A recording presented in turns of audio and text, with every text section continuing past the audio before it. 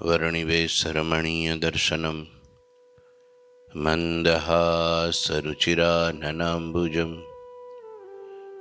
पूजितं सुरनरोत्तमैर्मुदा धर्मनन्दनमहं विचिन्तये। गुरुर्ब्रह्मा गुरुर्विष्णु गुरुर्देवो महेश्वर गुरुः साक्षात् परं ब्रह्म तस्मै श्री गुरुवे नमः। ॐ अवतारिणी श्री स्वामिनारायणाय नमो नमः। श्री घनश्यामाय नीलकंठाय सहजानंदाय च नमो नमः। हरे कृष्णाय परम ब्रह्मणे च नमो नमः। श्री सद्गुरु चरण कमलेभ्यो नमो नमः। बोलो श्री स्वामिनारायण भगवाननी जय। श्री ठाकुर जी महाराजनी जय। श्री हरिकृष्ण महाराजनी जय। श्री घनश्याम महाराजनी जय।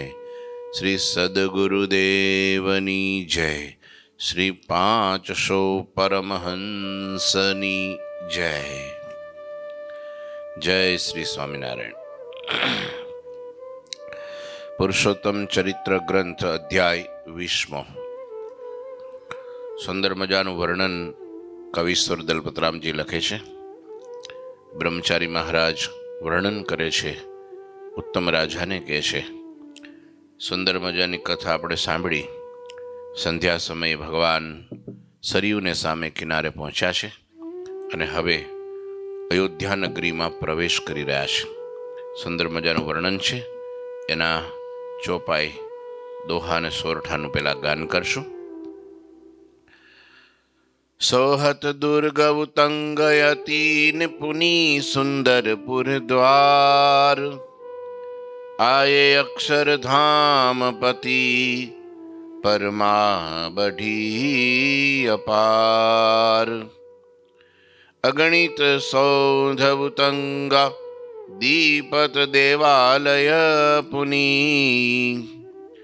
रंजित नाना रंग कनक कलश शिखर ही धरे शिखररु दीपक माल तिनको सरजुनीर में प्रतिबिंबति ही काल मानव मनी माला धरी सोहत दुर्ग उतंगा। अयोध्या नगरीना जे दुर्ग એટલે કિલ્લો, આખી નગરીનો જે ફરતી કોરનો કિલ્લો ઘણો ઊંચો હતો। ઉતંગ અતિ, ઘણો ઊંચો રજવાડું હતું ને।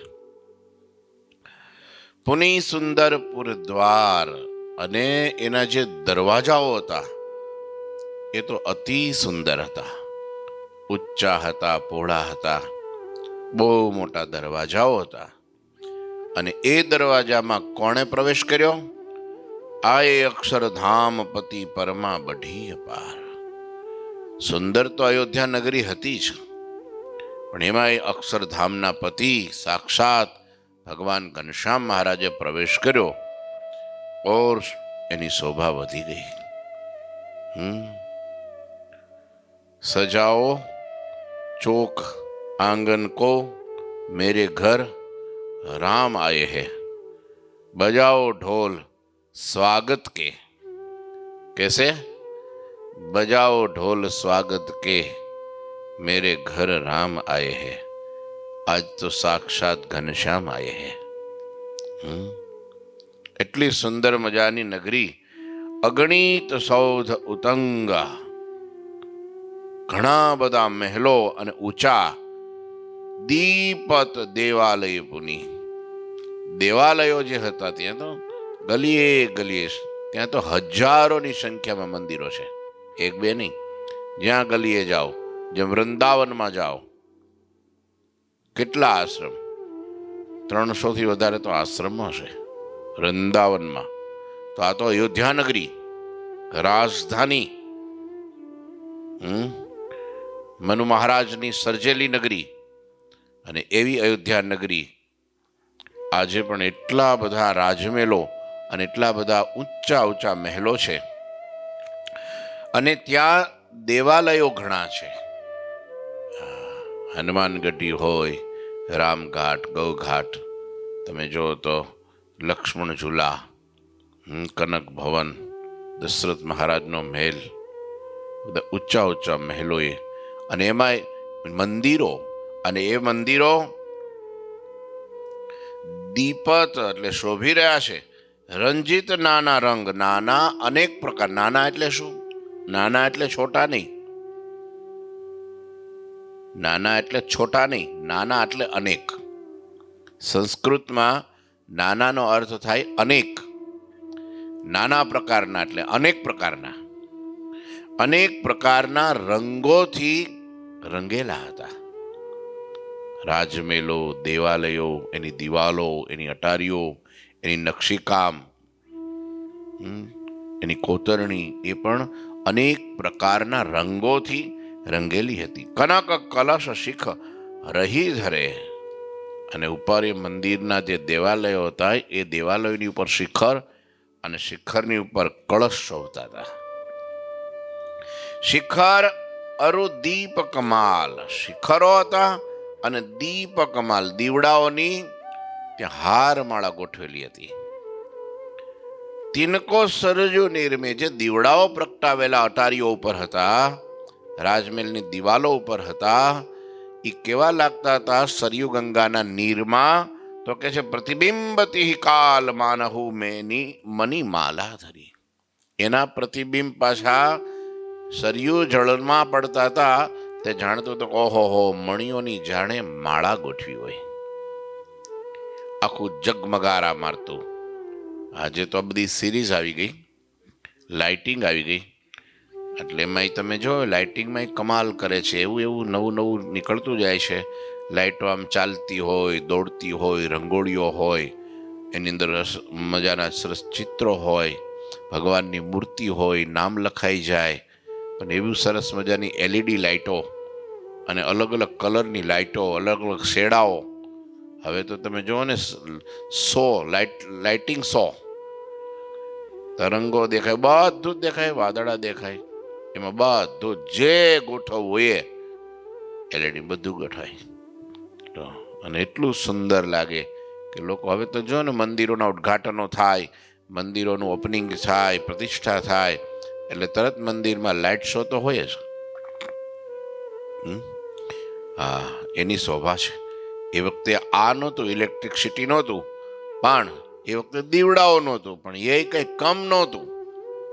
હા, દીવડાઓથી એટલું સરસ મજાનું ત્યાં ડેકોરેશન હતી. એનું પ્રતિબિંબ પાછું સરયુ ગંગાના નીરમાં પડે એટલે જાણે મળીઓ ચમકતી હોય એવું લાગતું હતું.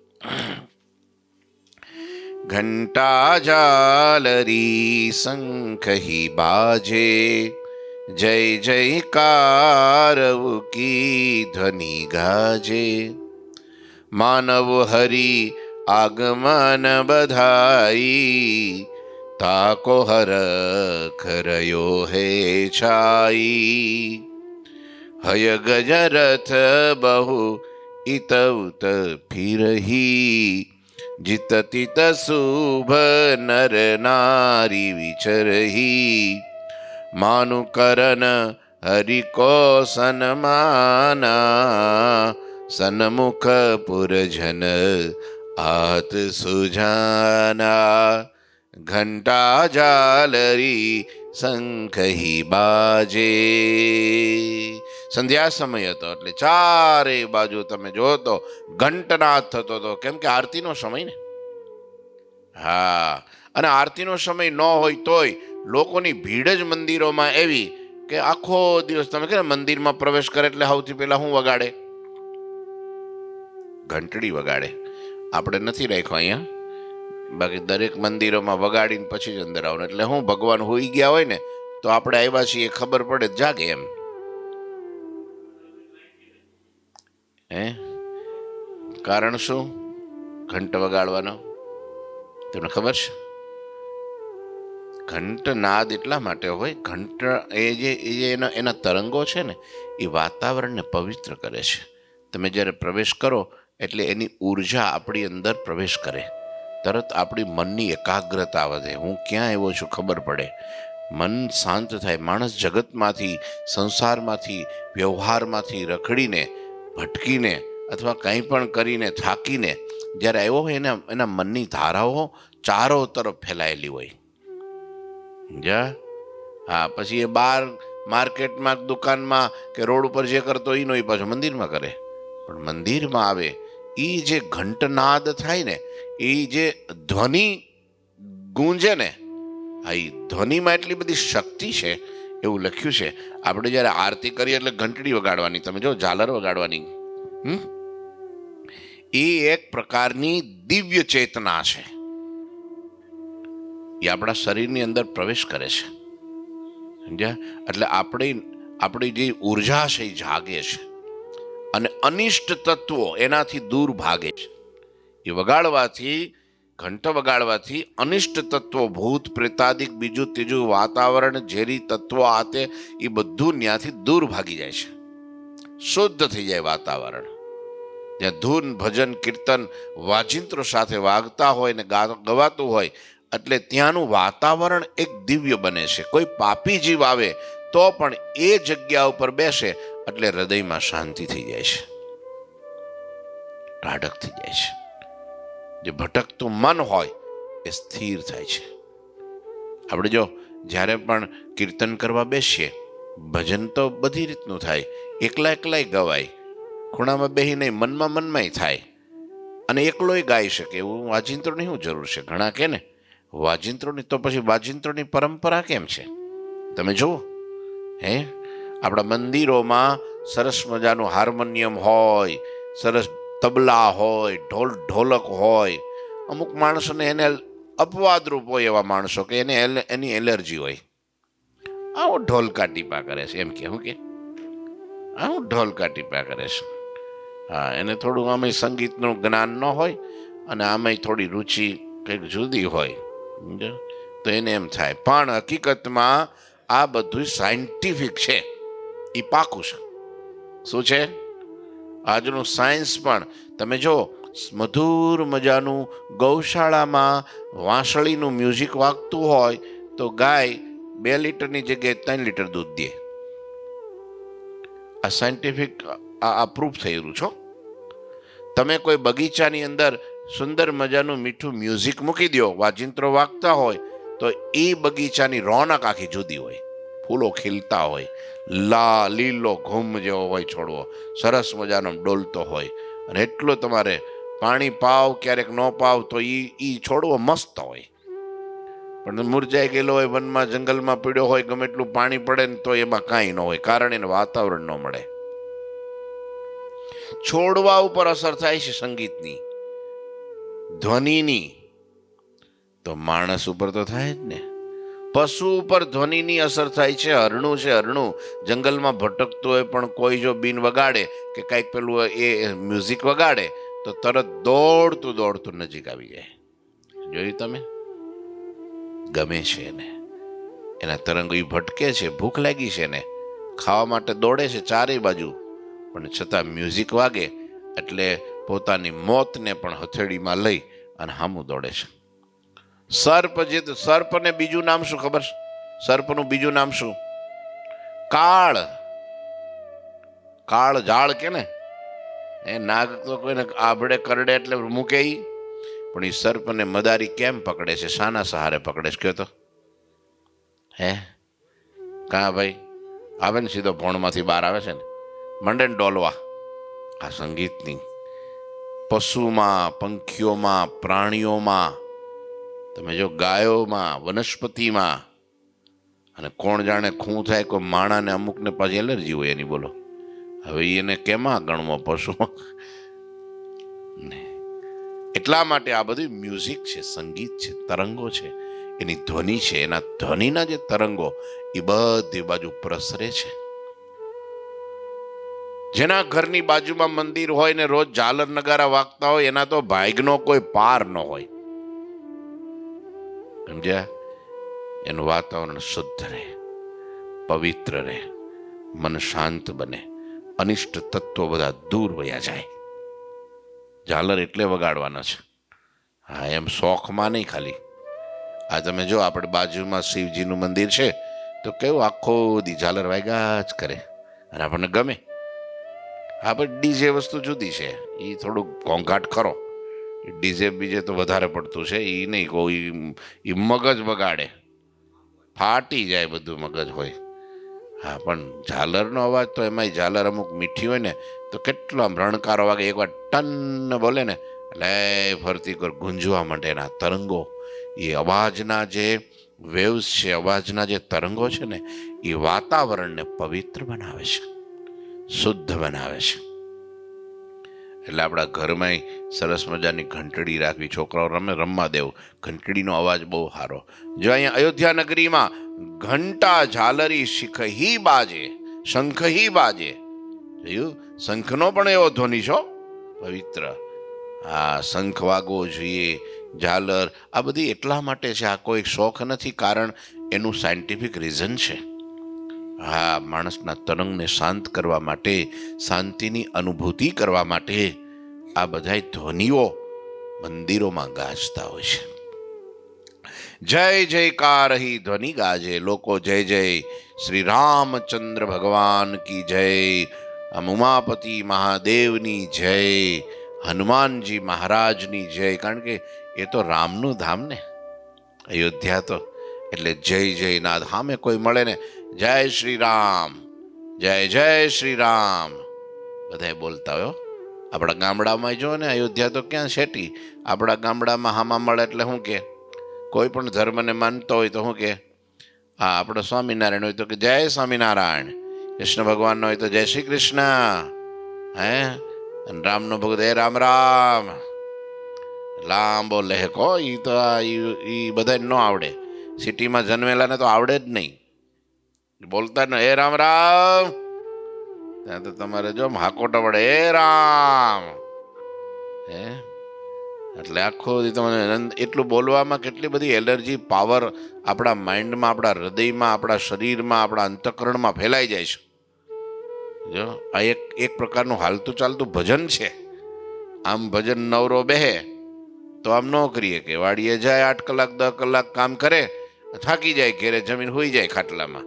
પણ આમ હામું કોક મળે, આવી ટેવ પાડી દે તો હાલતા ચાલતા કામ કરતા ભજન થઈ જાય ને, ભગવાનનું નામ જપાઈ જાય. બોલો, પેલો રામ કે આપણે રામ પડીએ, એ આપણું સાંભળે, ત્યાં બીજો મળે એ રામ રામ. આખો દી ભજન હાલતા ચાલતા, પણ છીક આવે તોય રામ, બગાસો આવે તોય રામ, પડકું ફરે તોય રામ, ઠેસ આવે તોય રામ, કોઈક મળે તોય રામ, ખાવા બે તોય રામ, નાવા જાય તોય નામ, હે નામ ભગવાનનું એમ જપાય. જય જયકાર કરે. માનહુ હરિ આગમન બધાઈ. કેમ આજે શંખ વિશેષ વાગી રહ્યો છે, કેમ ઝાલર જનણી રહી છે, હે ગમ ઘંટા નાદ થઈ રહ્યો છે, એનું કારણ શું છે? આજે ભગવાન આવ્યા એની બધાઈ છે. હે બજાવો બજાવો ઢોલ સ્વાગત કે, મેરે ઘર રામ આયે. સરસ મજાનું ભજન હમણાં નવું માર્કેટિંગમાં આવ્યું છે, અને આખી બધી જગ્યાએ તમે જો એ વાગ્યા કરે, અને એ સારું છે. હા, એમાં રામનો ગયો ને એમાં મસ્ત તમે જો સારા ભજનો રામના બહુ નીકળ્યા, ને મ્યુઝિક પણ સારું દીધું છે, એટલે એને થેન્ક યુ. બધાને ગમે એવું ધાર્મિક, નહીતર તો ડિસ્કો દાંડિયામાં તો ભગવાનને એમ થઈ જાય કે હવે અહીંથી અયોધ્યા મૂકીને વહી જાઉં છું, વળી પાછો વનવાસ કરવો છે. હા, એવું થઈ જાય. પણ એવા સુંદર મજાના ગીતો ગવાય છે, જય જયકાર થાય છે, ઘંટા અને ઝાલરના જણનાટ થાય છે. એનું કારણ શું છે? માનહુ હરિ આગમન બધાઈ, તાકો હરખ રહ્યો હે છાઈ. ભગવાન આવ્યા છે એટલે એની વધાઈ ગાવામાં આવે છે, એટલા માટે દરેકના હૃદયમાં હરખ છે. હય ગજ રથ બહુ ઇત ઉત ફિરહી, જીત તિત શુભ નર નારી વિચરહી. લ્યો આને કે ભાઈ નગરી. જેમ નગરમાં માણસો આમ તેમ ફરે છે, એવી જ રીતના હય ગજ રથ. હય એટલે ઘોડા અને ગજ એટલે હાથી અને રથ એવી રીતના ફરે છે. બોલો, જે માણસો કેમ આમ રોડ ઉપર ફરતા હોય, આપણે કેમ અત્યારે ગાડીઓ ફરે છે ને, એમાં વખતે દરેક શેરીઓમાં, ગલીઓમાં, રાજમાર્ગો ઉપર, આખી અયોધ્યામાં રથ, ઘોડાઓ અને હાથીઓ ફરતા. કોઈ રથમાં બેહીને જાય, કોઈ ઘોડે સવાર થઈને જાય, કોઈ હાથી ઉપર જાય. ઘેરે ઘેર હાથી છે હો તારે તો. એકાદો હાથી રાખવો જોઈએ. હા, એમાં શું રહે, એમાં ઝાડવે છૂટો કરી દે એટલે એની રીતે ચરી આવે ને પાછો બેસી જાય. ગાંડો થાય ત્યારે ધ્યાન રાખવું પડે. હા, હાથી એ વખતે એટલા બધા ભરતા હતા બધી. અને માનું કરણ હરિકો સન્માના. શા માટે આવી રીતના ફરી રહ્યા છે? તો કે ભગવાનનું સન્માન કરવા માટે રાજમાર્ગ ઉપર વિહરી રહ્યા છે. સન્મુખ પુરજન આત સુજાના. સામે ચાલીને દોડતા દોડતા લોકોના ટોળે ટોળા ભગવાનનું સ્વાગત કરવા પધાર્યા છે. સોહત નગરી અવધ વિશાલા, ઠામ ઠામ બની દીપક માલા. માનવ હરિમુખ લખન નવીના, નગરી લોચન અનંત કીના. આખી નગરી અયોધ્યા એટલી વિશાળ છે, મોટી છે અને એટલી સુશોભિત છે. અને બધી જગ્યાએ જ્યાં ગલીઓમાં, શેરીઓમાં, રાજમાર્ગ ઉપર જાઓ ત્યાં બધી જગ્યાએ દીપમાળા પૂરેલી છે. કેમ કે માનહુ હરિમુખ લખન નવીના. લો, નગરી લોચન અનંત કીના.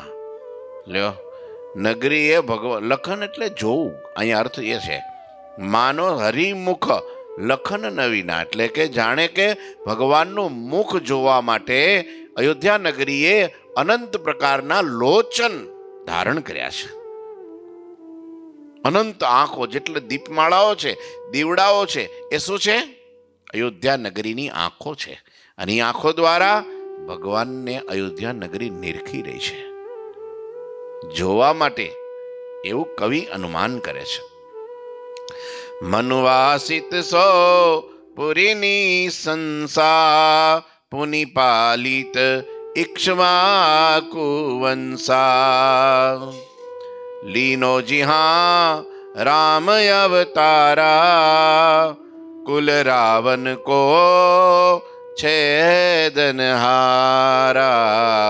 મનુવાસિત સો પુરીની સંસા. માનો કે મનુ રાજા, મનુ વાસિત એટલે એને વસાવેલી આ નગરી, મનુ મહારાજની વસાવેલી આ નગરી, પુનિપાલિત ઇક્ષ્વાકુ વંશા. એટલે એનું પાલન પણ ઇક્ષ્વાકુ વંશનું કુળ છે ને, આ એની વસાવેલી નગરી. લીનો જીહા રામ. આ કેવી નગરીનો મહિમા છે? શા માટે આટલો બધો મહિમા છે? કે આ આખા ભૂમંડળ ભરતખંડની રાજધાની ઇક્ષ્વાકુ મનુની વસાવેલી છે. અને એના કરતા વિશેષ લીનો જહાં રામ અવતારા. જે નગરીમાં મહારાજા ધર્માત્મા એવા દશરથ મહારાજને ત્યાં રામ ભગવાને અવતાર આ નગરીમાં લીધો હતો. કુલ રાવણ કો. શા માટે રામ, શા માટે પધાર્યા હતા? કુલ રાવણ કો છેદનહારા. રાવણના કુળનો નિકંદન કાઢવા, એને છેદવા માટે, રાવણને મારવા માટે, અધર્મનો નાશ કરવા માટે. એટલે એ નગરીનો મહિમા છે. તમે જુઓ ને, કોઈક મહાપુરુષ ક્યાંક કોઈક પ્રગટ્યા હોય, કોઈ સુરવીર યોદ્ધો પ્રગટ્યો હોય ને, એક નાનકડું ગામડું હોય અને ત્યાં એક સુરવીર યોદ્ધો યુદ્ધમાં ખપી ગયો હોય, શહીદ થઈ ગયા હોય, મિલિટરીમાં ગયા હોય અને શહીદ થઈ ગયા હોય, તોય તમે જો એ ગામનો મહિમા વધી જાય છે. હા, તરત ત્યાં એનું પૂતળું, એની મૂર્તિ, એની છબી મૂકવામાં આવે છે, એના લેખો લખવામાં આવે છે, એક ઐતિહાસિક ગામ બની જાય છે. તો આ તો સાક્ષાત કોઈક મહાપુરુષ, કોઈક એક દિવ્ય પુરુષ, મહાત્મા જો એ જે ધરતી ઉપર, જે ગામમાં, જે નગરમાં એમનો જન્મ થયો હોય તો એ નગર ઇતિહાસના પાને સ્વર્ણ અક્ષરે લખાઈ જાય છે, અમર થઈ જાય છે, એનો મહિમા વધી જાય છે. તમે જો તો સાક્ષાત ભગવાનનો અવતાર જ્યાં થયો હોય એનો તો શું પાર, મહિમાનો શું પાર લઈએ. आये अक्षरधाम पतिति पुर में घनश्याम अधिक पुनीत ताते भरो अवधपुरी को धाम अधिक पुनीत ताते भयो अवधपुरी को धाम. અક્ષરધામના પતિ ઘનશ્યામ મહારાજ આ નગરમાં પધાર્યા એટલા માટે અધિક પુનીત, અધિક એક તો પવિત્ર હતું ને વિશેષ પવિત્ર થયું. પુનીત એટલે પવિત્ર. હા, અધિક તાતે ભયો. ઓહો, અવધપુરી કો ધામ, અયોધ્યા નગરી, નગરી ગામ મટીને નગર મટીને ધામ બની ગયો, અયોધ્યા ધામ બની ગયો. વર્ણ દ્વિજાદિક ચારી ને બર બ્રહ્મચારી આદિક પુની 4 આશ્રમ નર નારી સદા જીહા સુખ સે બસે. 4 વર્ણ ને 4 આશ્રમ, બધા નરનારીઓ સુખેથી અયોધ્યા નગરીમાં વસી રહ્યા. શાંતિનું ધામ છે. વસે બહુત વાડવ વિદ્વાના, આ નગરીનું વર્ણન છે. હા, કવિ લખે છે કે ત્યાં અનેક બ્રાહ્મણોનો નિવાસ છે, વિદ્વાનોનો નિવાસ છે. ક્ષત્રિય બનિક ધની ધનદસ સમાના હો. ક્ષત્રિયો, વણિક અને ધનવાન લોકો, હા, એ પણ એ કેવા ક્ષત્રિયો હતા, વણિક હતા, એ બધા ધનવાન લોકો પણ ત્યાં નિવાસ કરીને રહેતા હતા. ધની ધનદ સમાના. હા, ધનદ જાણે ધનના દેનારા, સાક્ષાત કુબેર સમાન વસતા હતા. ધનદ એટલે કોણ? કુબેર સમાન. જ્યાં સુજાત્રા કરન ચહંતા આવત પ્રતિદિન સંઘ અનંતા. એ અયોધ્યા નગરીની યાત્રા કરવા માટે નિત્ય અનેક ગામડાઓમાંથી, શહેરોમાંથી, અલગ અલગ રાજ્યોમાંથી લોકો દોડી દોડીને ત્યાં, કોઈ ગાડામાં બેસીને, કોઈ ઘોડા ઉપર બેસીને, કોઈ ચાલીને અયોધ્યાની જાત્રાઓ કરતા. આજ પણ લોકો કરે છે, અને હવે તો વિશેષ કરે, કારણ કે ત્યાં રામ ભગવાનનું આજે 500-550 વર્ષ પછી પ્રથમવાર ભગવાન રામની જન્મભૂમિ ઉપર દિવ્ય મંદિરની સ્થાપના થઈ. તો આજે લોકો તમે જો કે હમાતા નથી. લાખોની સંખ્યામાં યાત્રિકો રોજ દર્શન કરવા, રામલલ્લાના દર્શન કરવા જાય છે. તીર્થભૂમિ છે. હવે તેનું માહિતમ વધી ગયું. કોઈ પણ ઉત્તર પ્રદેશ જશે એટલે અયોધ્યા તો જવાના છે. આપણા સ્વામિનારાયણ ભગવાનના આશ્રિતો છપૈયા જવાના, અયોધ્યા તો હવે જવાના છે. આમાંય નહોતું તોય જતા હતા, અયોધ્યાથી તો જ જવાય. અયોધ્યા સ્ટેશન, હા, પ્રસાદીનું ધામ. હા, હવે અયોધ્યા જે જાશે એ પાછા છપૈયા જશે. હા, ત્યાં તો હું 30-40 કિલોમીટર દૂર છે. લ્યો, એટલે બધાને માહિતમ વધતું જાય. એમાંય આ મંદિર થયું. લાખો લાખો ધન્યવાદ વડાપ્રધાન માનનીય શ્રી નરેન્દ્રભાઈ મોદીને કે બહુ અંગત રસ લઈને, અને એમાંય ધાર્મિક લોકો, એમાંય આપણો સ્વામિનારાયણ સંપ્રદાયે બહુ મોટું યોગદાન આપ્યું છે. હા, કરોડોના કરોડો રૂપિયા બધાએ જે પોતાની શક્તિ પ્રમાણે ત્યાં દાન આપ્યું છે. અને બીજા ધર્મના આપણા બધા જે કંઈ હિન્દુ ધર્મને માનનારા, સનાતન ધર્મને માનનારા લોકોએ ખૂબ એમાં યોગદાન આપી અને સુંદર મજાનું હજી મંદિર, અને હજી રોનક વધતી જ જવાની. જેમ જેમ યાત્રિકો જશે અને જેમ જેમ દર્શન કરશે, જેમ જેમ ત્યાં સેવા પૂજા, આ તે ધાર્મિક વાતાવરણ વધશે, એમ એમ એની દિવ્યતા વધવાની. પૂજારી હોય, સેવકો હોય, શ્રદ્ધાવાન ભક્તો, એનાથી મંદિરની દિવ્યતા, ભગવાનમાં દૈવત આવે છે, વધે છે. હા, હવે તો જ્યાં જ્યાં કંઈ પણ હશે ને આવું કંઈક, આવું એટલે સમજી ગયા ને તમે? હા, એ બધું ઉડી જશે. અને હવેથી આ શરૂઆત થઈ છે, શંખ ફૂંકાઈ ગયો છે, એટલે હવે કાશીમાં, મથુરામાં બધે થશે. હા, થશે, કારણ કે આપણા હિન્દુઓ જાગૃત થઈ ગયા. હવે તોય હજી ઘણા હુતાય છે હજુ. છે હવે તો બધું થયા કરે એની જાતે. લો અમુકને આરામ, આમ આમ થોડુંક આમ આમ આમ ધજા ખોડવાની ઘર આંગણે, તો હવે એ બધા ખોડી દે. લ્યો બે દીવડા પ્રગટાવો ને એવા એ બધું. આમ પાછો લગ્ન થાય તો ધમધમાટી બોલે ને ધુમાડાના ગોટે ગોટા ઉડાડે. પણ આવું કઈક હોય તો હું એમાં નથી માનતો. પછી ભગવાન તારામ નહીં માને. અને જવા દો ક્યાંક પથ્થરાની યોનીમાં જવા દો, હલે નહીં પાછું. હા એમ કે નાસ્તિકતા હવે બહુ નથી રહી. પણ હવે માહોલ આખો બદલાયો છે. દેશભરમાં તમે જુઓ ક્યાં ક્યાં કેવી કેવી સજાવટો થઈ અને કેટલી જાગૃતતા આવી ગઈ, ખબર પડી ગઈ આપણે હિન્દુ છીએ. અને હજી તો એક દિવસ તમે જોજો ને બધા ધોતિયા પહેરીને રોડ ઉપર આટા મારશે. આપણી જૂની સંસ્કૃતિ છે ને. દાદા આપણે આ ચોયણી પહેરી, જો હવે ચોયણીઓ બધી કાઢવા માંડ્યા લોકો, અને પેન્ટ કાળા ને પીળા ને બધા કરે. પણ હજી પાછી ચોયણીઓ આવશે, કેડિયા આવશે. એ વધી ગઈ.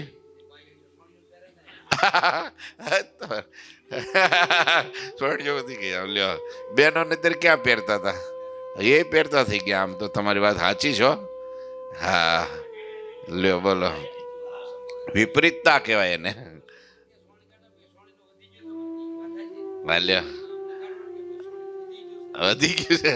હા બોલો, વાંધો નહીં. પણ માણ ભાઈઓ પહેરે, ભાઈઓ. હા આમ જોવા જઈએ તો વધી ગઈ છે. પણ હા પણ તોય હવે નથી છોકરાઓને ગમતું હવે. હા મંજીભાઈ ચોયણી લાવવી પડશે હવે. હા ચોયણીને કેડિયું.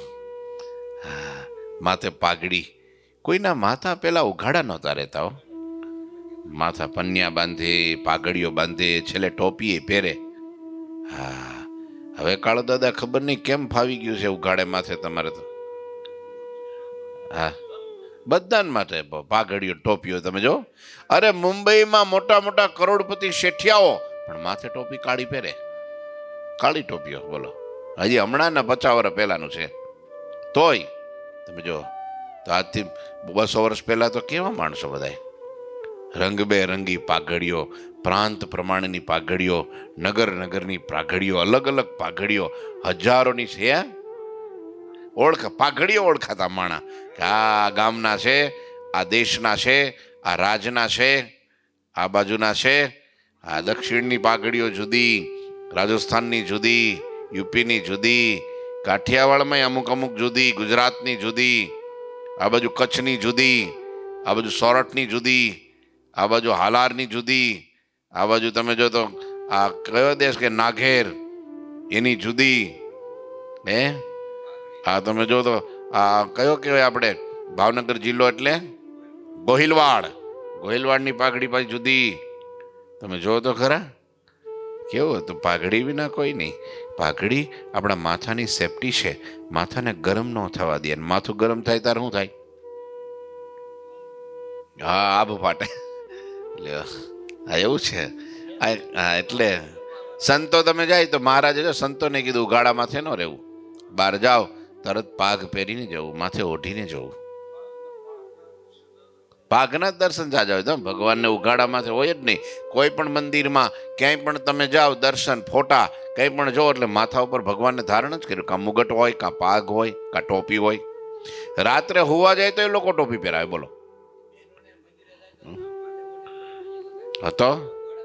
હા માથે ઓઢીને જ પગે લાગે બધાય. આ વિદેશમાં બધાય બહેનો બધાય મંદિરે જાય એટલે માથે ઓઢેલું જ હોય. ઉઘાડા માથે સભામાં, કચ્છમાં તો હજી રિવાજ, કચ્છમાં સભામાં હજારોની સંખ્યામાં બહેનો બેઠા હોય પણ માથે ઓઢેલું જ હોય. કથામાં બેસે માથીનું ઓઢીને જ બેસે. બોલો માથે બહુ મોટી મર્યાદા છે, દિવ્યતા છે, પવિત્રતા છે, માન છે, મોભો છે, સન્માન છે. હા એ બાંધી દે. કચ્છમાં તો ખાસ દરેક મંદિરોમાં, સિટીઓમાં કદાચ અહીં કોઈ અમને હું આમાં કથા પ્રસંગમાં વારે વારે કોઈ સંતો કે જે કંઈ કથા કરતા હોય લે નહીં ને એટલે ભાઈ ધીરે ધીરે ભૂલી જાય. આપણે હવે ચોયણીનું પ્રકરણ ધીરે ધીરે લેવું છે ને ભાઈ. જો જયંતિ દાદા પહેરીને આવે છે કેમ થાય છે. હા 15 દી મહિને આપણે કહી જ દેવાનું, હાલો ભાઈ ચોયણીનું શું થયું. આ જો જભા લેંગાનું આપણે શરૂ કર્યું હતું બરાબર, તો બધાય સભામાં બેરીને આવતો. આ ગઈ સભામાં ખાલી 5% જ કદાચ નહીં હોય. આજે જો મેસેજ મૂકી દઈશ, ભાઈ જભા લેંગા પહેરીને આવજો સભામાં, જભા લેંગા, તો બધાને યાદ આવે ને આવવા તો મંડે પહેરીને આવવા. પહેલા શર્મા દાદા સારું જભા લેંગા હું કામ પહેરવાના, થોડા કોઈની કાયણીમાં જવું છે કે એમ કે ભાઈ એવું કાયણીમાં જાય તો જ જભા લેંગા પહેરે. પહેલાના જમાનામાં બધા ધોળા જ પહેરતા, લગ્નમાં પહેરીને ભાઈ ક્યાં કેવા જતા કયો તો મને, સફેદ પહેરીને જ જતા. હે બધા સફેદ જ પહેરતા. પણ હવે બધાને એમ થાય કે કોકના બેહણામાં જવું હોય ને તો સફેદ પહેરીને જવાય કે, ધોળા તો પહેરાય કે, નહીં તો ધોળા ન પહેરાય કે.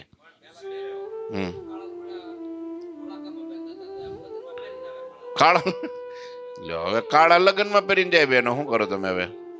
પેલા તો કોકનું આવું હોય મરણ હોય ત્યારે જ કાળા પહેરતા ને. લ્યો એવું કરે, લ્યો શું કરો તમે? અને કોકની કાયણમાં ગયા હોય, કોકને બહેણામાં ગયા હોય તો રંગબેરંગી પહેરીને જાય બધા. હવે બધું મંડું છે એટલે આપણે તો જેવો ઢાળો પાડો એવું થાય એવું છે. કેનાર કોક જોઈએ, જગાડનાર કોક જોઈએ. લ્યો અયોધ્યા નગરીની વાત, એમાંથી આપણને ઘણું બધું જાણવા મળ્યું. ઠાકોરજી મહારાજની શ્રીપતિમ શ્રીધરમ સર્વદેવ ઈશ્વરમ ભક્તિ ધર્માત્મજમ વાસુદેવમ હરિ માધવમ કેશવમ કામદમ કારણમ સ્વામિનારાયણમ નીલકંઠમ ભજે. શ્રી ઠાકોરજી મહારાજ.